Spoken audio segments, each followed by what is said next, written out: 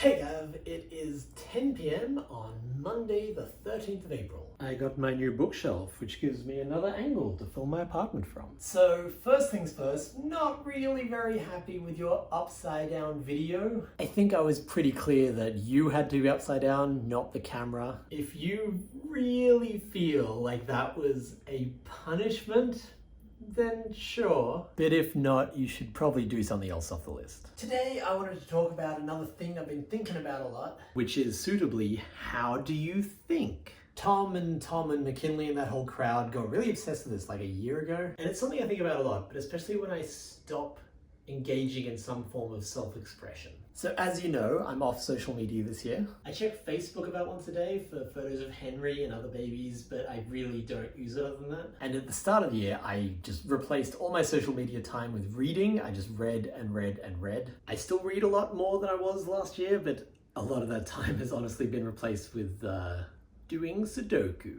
Another punishment option is for you to complete the 4 Sudokus I've created. Links in the doobly-doo. Let's say by the end of the month. And so I was not doing any social media for the first few months of the year. And then we started vlogging.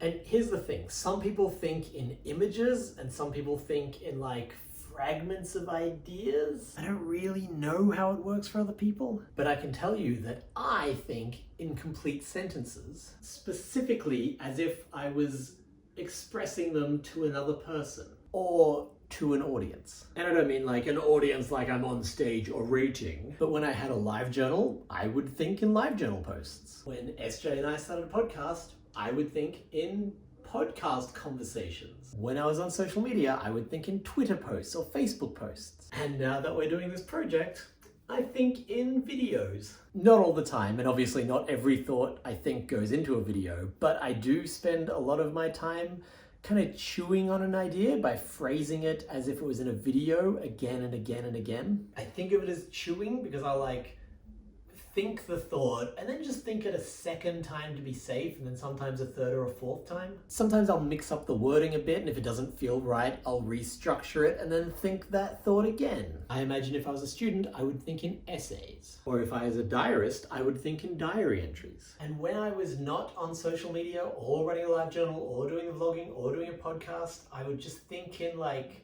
conversations with friends. So I would think about like a friend I was going to tell an idea to and then express the thought in my head as if it was to that friend, sometimes, 4 or 5 times. And again, it's not like I then go and tell my friends every thought that I have, although I do have a few friends who I message a lot.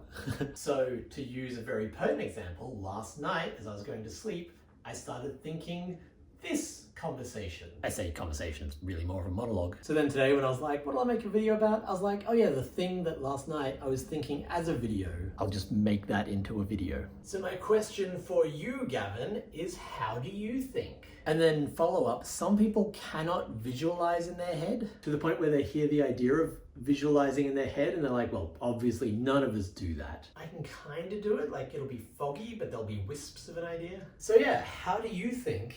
And can you visualize stuff as in actually see it in your mind's eye? If you're not Gavin, leave your answer in the comments because I really want to know. That's all from me. I will see you on Wednesday.